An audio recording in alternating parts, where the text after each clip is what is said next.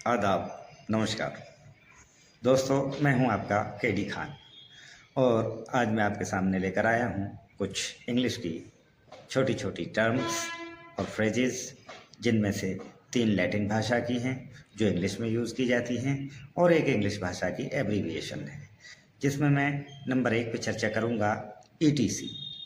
Etc की full form etcetera हुआ करती है और ये एक लैटिन फ्रेज है जिसमें एट का मतलब एंड होता है और सेट्रा का मतलब द रेस्ट होता है।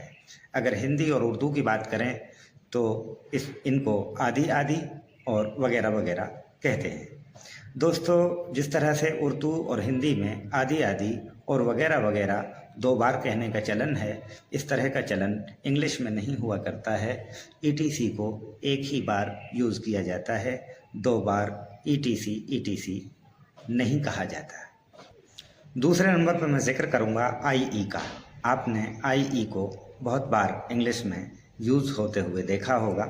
आईई अक्सर हम अर्थ समझाने के लिए यूज़ किया करते हैं, जैसे आई लव फोनेटिक्स, यानी कि IE the science of speech sounds.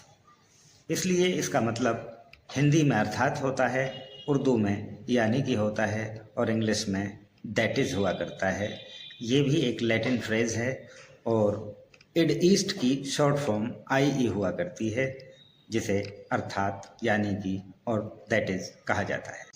और साथियों, तीसरे नंबर पर मैं जिक्र करूँगा इंग्लिश की एक शॉर्ट फॉर्म AKA, जिसको एका भी कहा जाता है और एका की फुल फॉर्म है ऑल्सो नॉन एज, जिसका हिंदी में या उर्दू में अर्थ होता है उर्फ।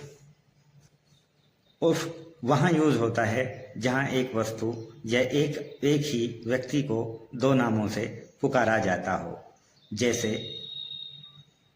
मुंबई AKA बॉम्बे, मुंबई उर्फ बॉम्बे।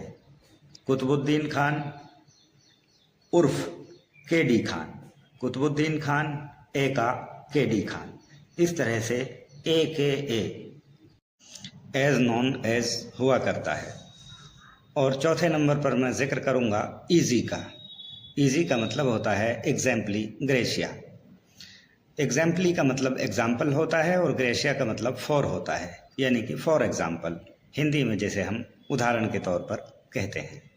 उम्मीद है आपको ये छोटा सा वीडियो पसंद आया होगा, और अगर पसंद आया हो तो लाइक करें, कमेंट करें और मेरा हौसला बढ़ाएं। Thank you.